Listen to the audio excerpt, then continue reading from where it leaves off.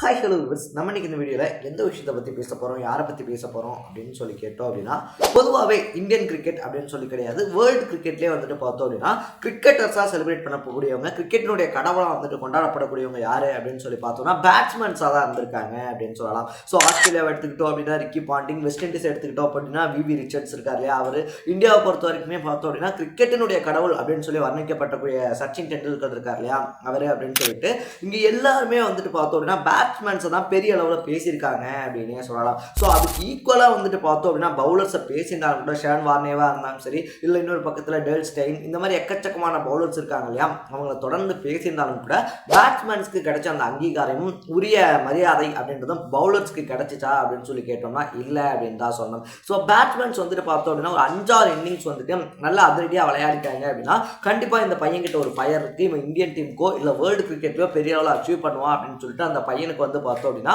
ஒரு சர்டிஃபிகேட் அப்படின்றது கொடுக்கப்படும். பட் பவுலர் வந்துட்டு வெளியில் தெரியுறது அப்படின்றது இருக்கு இல்லையா, அதுக்கு பேட்ஸ்மேனை விட எக்கச்சக்கமான உழைப்பு போடணும் அப்படின்னே சொல்லலாம். பேட்ஸ்மேன்ஸ்க்கு பால் அடிக்கணும் அப்படின்ற ஒரு ப்ரெஷர் மட்டும்தான் இருக்கும். பட் அதே நேரத்தில் பவுலருக்கு அப்படின்னு சொல்லி பார்த்தோம் அப்படின்னா நோ பால் போட்டக்கூடாது, வைடு போட்டக்கூடாது, தான் போகிற பால் 6 போயிடக்கூடாது, 4 போயிடக்கூடாது. அதுவும் வந்துட்டு இந்த டெத் ஓவர்ஸ் அப்படின்னு சொல்லி தருவாங்க இல்லையா, டெத் ஓவர்ஸாக இருந்தாலும் சரி இல்லை பவர் பிளேவாக இருந்தாலும் சரி, இந்த மாதிரியான ஓவர்ஸில் இன்னுமே வந்துட்டு பார்த்தோம் அப்படின்னா ரொம்ப எக்ஸ்ட்ராடினரியான ப்ரெஷர் அப்படின்றது இருக்கும். அது எல்லாத்தையுமே வந்துட்டு ஹேண்டில் பண்ணிட்டு தான் விளையாடுவாங்க.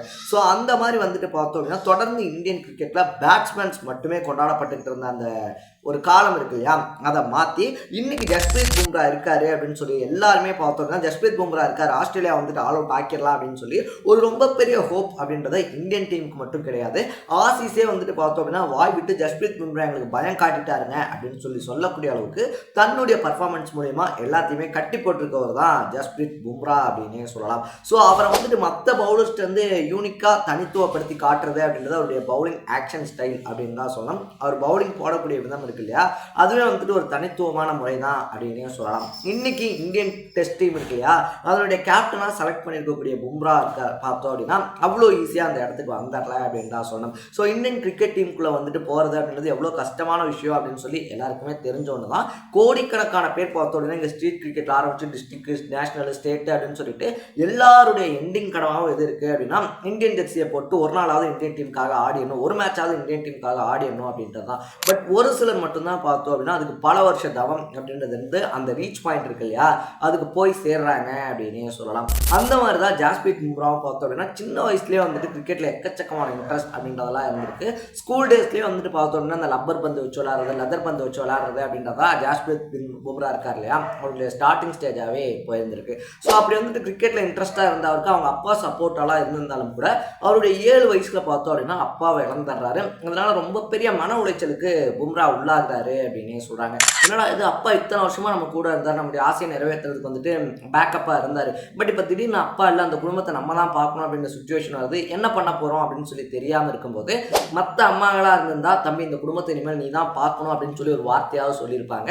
பட் பும்ரா இருக்கார் இல்லையா, அவங்க அம்மா என்ன சொல்கிறாங்க அப்படின்னா நீ ஆசைப்படி கிரிக்கெட் விளையாடு, ஃபேமிலியை நம்ம மேனேஜ் பண்ணிக்கலாம், ஏதாவது ஒன்று பண்ணிக்கலாம் அப்படின்னு சொல்லிட்டு சொல்கிறாங்க. ஸோ ஜஸ்பிரீத் பும்ராக்கு வந்துட்டு பார்த்தோம் அப்படின்னா ஒரு உத்வேகத்தை விட எப்படியாவது ஜெயிச்சே ஆகணும் அப்படின்ற கட்டாயம் இருக்குது. ஏன்னா நம்மளை நம்பி வந்துட்டு பார்த்தோம் அப்படின்னா நம்ம ஃபேமிலி இருக்காங்க, நம்ம இது வரைக்கும் ஏனோ தானோன்னு விளாண்டோமா, எப்படி விளாண்டோமா அப்படின்லாம் தெரியாது. பட் இனி கிரிக்கெட்டை கரெக்டான வழியில் விளாண்டா மட்டும்தான் நம்ம ஃபேமிலியை காப்பாற்ற முடியும் அப்படின்ற ஒரு ஸ்டேஜுக்கு வராரு. ஸோ 2013 and 14 பார்த்தோம் அப்படின்னா ரஞ்சி டிராஃபி இருக்கு இல்லையா, ரஞ்சி டிராஃபியில் விளாட்றதுக்கான வாய்ப்பு அப்படின்றது பும்ராக்கு கிடைக்குது. குஜராத் டீம் இருக்கு, குஜராத்தை வந்துட்டு ரிப்ரசென்ட் பண்ணி கேம் விளையாடுறாரு. ஸோ அவங்க நம்ம முன்னாடியே சொன்ன மாதிரி அவருடைய பவுலிங் ஆக்ஷன் ஸ்டைல் இருக்கு இல்லையா, அது மற்ற பவுலர்ஸ்லேருந்து அவர் டிஃப்ரெண்ட்டாக காட்டுது. ஸோ அவர் பால் எங்கே வருது, என்ன மாதிரி போடுறாரு அப்படின்னு சொல்லிட்டு யூகிக்க முடியாமல் பேட்ஸ்மேன்ஸ் அடுத்தடுத்து விக்கெட்டை கொடுக்குறாங்க. இதனால் வந்துட்டு பார்த்தோம் அப்படின்னா ஐபிஎல் இருக்கு இல்லையா, ஐபிஎல்ல மும்பை இந்தியன்ஸ் ஜஸ்பிரீத் பும்ராவை ஏலத்துக்கு எடுக்கிறாங்க. ஸோ ஏலத்துக்கு எடுத்ததோட மட்டும் இல்லாமல் பும்ரா மேலே முழுக்க நம்பிக்கை அப்படின்றது வைக்கப்படுது. பும்ராவும் பார்த்தோம் அப்படின்னா அந்த நம்பிக்கையை காப்பாற்றக்கூடிய அளவுக்கு பவுலிங் போடுறாரு அப்படின்னே சொல்லலாம். ஸோ ஆரம்ப ஸ்டேஜஸில் பார்த்தோம் அப்படின்னா ஃபீல்டிங் செட் பண்ண தெரியாமல் ரோஹித் சர்மா இருக்கார் இல்லையா, அவரே ஃபீல்டிங் செட் பண்ண சொல்றாரு. இது பும்ராவே ஒரு பேட்டியில் சொன்னதான்.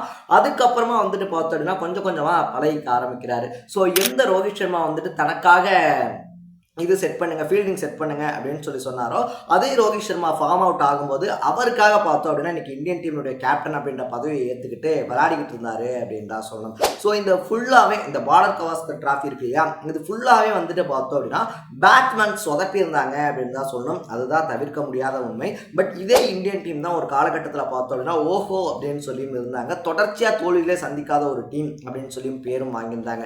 ஸோ பேட்டிங்கில் இந்தியன் டீம் சொதப்பி இருந்தாலும் பார்த்தோம் அப்படின்னா பவுலிங்கில் தனி ஒரு ஆளா பும்ரா போடா இருந்தாரு அப்படின்னு தான் சொல்லணும். ஸோ இந்த மேட்சை பொறுத்த வரைக்குமே இந்தியா விசஸ் ஆஸ்திரேலியா அப்படின்னு சொல்லி இல்லாமல் பும்ரா விசஸ் ஆஸ்திரேலியா அப்படின்னு சொல்லி தான் இருந்துச்சு அப்படின்னே சொல்லலாம். ஏன்னா இந்தியன் டீம் பார்த்தோம் அப்படின்னா டக்குன்னு ஆல் அவுட் ஆகிக்கிட்டே இருக்கும்போது அந்த ப்ரெஷர் வந்துட்டு மொத்தமாக பவுலர்ஸ் மேலே தான் விழுந்துச்சு. அந்த பவுலிங் ப்ரெஷரை வந்துட்டு பார்த்தோம் அப்படின்னா முடிஞ்ச அளவுக்கு பும்ரா எடுத்துக்கிட்டாரு அப்படின்னு தான் சொல்லணும். ஓப்பனிங் ஓவர் வீசுறதா இருந்தாலும் சரி, இல்லை கடைசி 2 விக்கெட்ஸை மற்ற பவுலர்ஸால் எடுக்க முடியல அப்படின்னும் போது அவர் உள்ள வந்து எடுத்து கொடுக்கறதா இருந்தாலும் சரி, அந்த அளவுக்கு வந்துட்டு பார்த்தோம் அப்படின்னா டீமுக்காக எஃபர்ட் அப்படின்றது போட்டிருக்காரு. எந்த அளவுக்கு அப்படின்னு சொல்லி வந்துட்டு பார்த்தோம் அப்படின்னா ஒவ்வொரு இன்னிங்ஸ்லையுமே கிட்டத்தட்ட 50 ஓவர் அளவுக்கு பார்த்தோம் அப்படின்னா பவுலிங் அப்படின்றத போட்டுக்கிட்டே இருக்காரு. அதனால அவருடைய தோள்பட்டையில காயம் அப்படின்றது ஏற்பட்டு கடைசி மேட்ச்ல பார்த்தோம் அப்படின்னா அவர் ஸ்கேன் பண்ணக்கூடிய அளவுக்கு வந்துட்டு அவ்வளவு எஃபர்ட் அப்படின்றத இந்த டீம் கேம்ல இந்தியாவுக்காக ரெப்ரசென்ட் பண்ணி விளையாண்டுருக்காரு அப்படின்னே சொல்லலாம். ஸோ அந்த மாதிரி வந்துட்டு விளையாடக்கூடிய பும்ரா இருக்கார் இல்லையா, அவர் வந்துட்டு புயலுடைய வேகம் அப்படின்னு சொல்லிட்டு எல்லாருமே பேச ஆரம்பிச்சிருக்காங்க, கொண்டாட ஆரம்பிச்சிருக்காங்க அப்படின்னே சொல்லலாம். ஸோ இந்தியா சார்பில் பார்த்தோம் அப்படின்னா ஆஸ்திரேலியர்கள் அதிக விக்கெட் எடுத்த சாதனை, அது மட்டும் இல்லாமல் பார்த்தோம் அப்படின்னா எக்கச்சக்கமான சாதனைகள் அப்படின்றத பும்ரா இந்த ஒரு சீசன்ல படைச்சு முடிச்சிருக்காரு அப்படின்னு தான் சொல்லணும். இந்த சீரியஸ் இருக்கு இல்லையா, பார்டர் கவாஸ்கர் டிராஃபியினுடைய தொடர் நாயகன் விருது அப்படின்றதும் பும்ராக்கு கிடைச்சிருக்கு.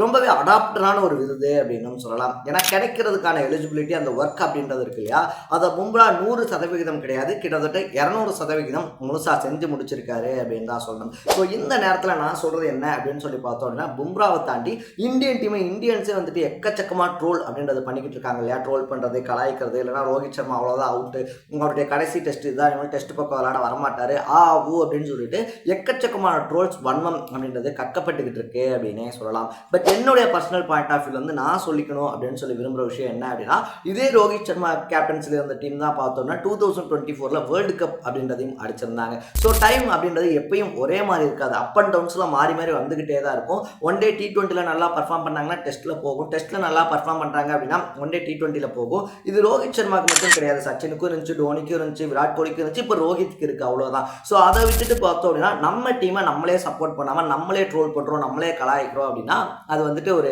எப்படி சொல்கிறது வேதனை தர ஒரு விஷயம் அப்படின்னே சொல்லலாம். ஸோ நம்ம டீம் ஜெயிக்கும் போது தான் நம்ம டீமுக்கு சப்போர்ட் பண்ணி கூட நிற்போம் அப்படின்றது வந்துட்டு உண்மையான கிரிக்கெட் ஃபேன்ஸ்க்கான அர்த்தமே கிடையாது. நம்ம டீம் தோத்தாலும் ஜெயிச்சாலும் நம்ம டீமுக்கு நம்ம லாயலாக சப்போர்ட் பண்ணுறது இருக்கு இல்லையா, அதுதான் ஒரு ஃபேனினுடைய சரியான வேலை அப்படின்னு சொல்லி நான் நினைக்கிறேன். நீங்கள் என்ன நினைக்கிறீங்க அப்படின்றத கமெண்ட்டில் போட்டு இதே மாதிரி இன்ட்ரெஸ்டிங்காக அப்பப்போ அப்டேட்டாக போயிட்டு இருக்க விஷயங்களை தொடர்ந்து தெரிஞ்சுக்கணும் அப்படின்னு ஆசைப்பட்டீங்கன்னா மறக்காமல் சேனலை சப்ஸ்கிரைப் பண்ணிக்கோங்க. நாளைக்கு இதே மாதிரி இன்னொரு இன்ட்ரெஸ்டிங்கான வீடியோட சந்திக்கலாம். Tata, bye by.